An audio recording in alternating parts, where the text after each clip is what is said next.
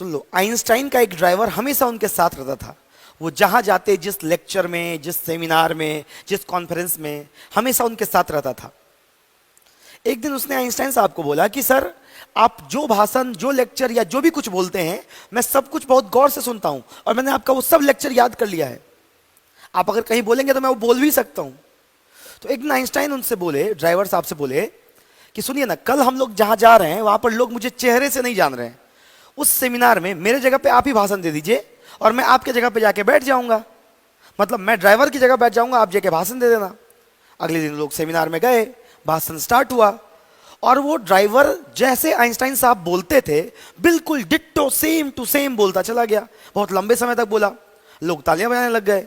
Einstein पूरे अचंभित थे, अरे ये क्या हो रहा है यार, ये तो सब कुछ वही बोल रहे जो हम बोल रहे हैं। सुन सुन के वो सब कुछ याद कर चुका था। इतने में एक सज्जन आदमी उठा और बोला कि sir please explain theory of relativity.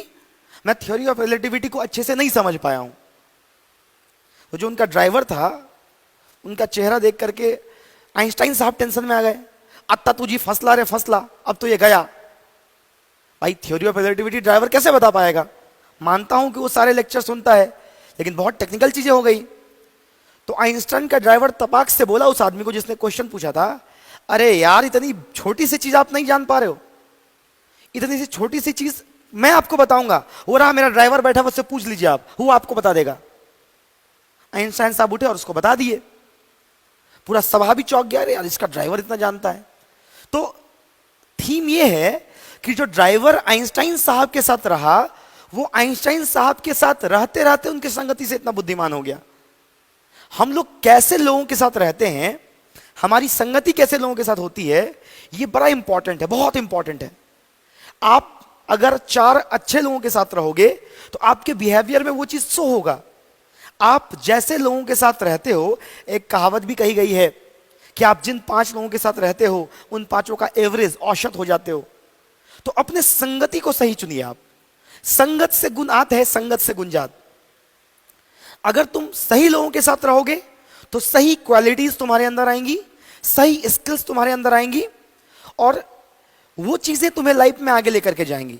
अगर 5 चौपट लोगों के साथ रहोगे, है ना, तो उनका जो बिहेवियर होगा, उनका जो हैबिट होगा, उनकी जो आदतें होंगी, वो तुम्हारे अंदर भी आएंगी। तो अपने कंपनी, अपने सर्किल, अपने संगतियों को सही चुनो, विसंगतियों से बचो। यकीन मानो ये तुम्हारे बिहेवियर में असर डालेगा, तुम्हारे हैबिट्स में असर डालेगा। और आदतें ही, ये जो हैबिट्स होती हैं, आदतें, ये हमें बना भी सकती हैं और बर्बाद भी कर सकती हैं, है ना। हैबिट कैन मेक अस और ब्रेक अस। हमें ये बना भी सकता है और बर्बाद भी कर सकता है। और कहते हैं कि टीन एज में, अभी जिस एज में आप लोग हैं, इस एज में जो आदतें होती हैं, your habits can either make you best और वेस्ट। तुम्हारी आदतें या तो तुमको बेस्ट बना देंगी या तो वेस्ट, कचरा बना देंगी। तो अपनी आदतों को, अपने आसपास के लोगों को सही चुनो। या तो मैं ये कहता हूं कि तुम अपने आसपास के लोगों को सही चुनो, तुम्हारी आदतें अपने आप सही हो जाएंगी, अपने आप सही हो जाएंगी। तो याद रखना, संगत से गुण आता है और संगत से गुण जात।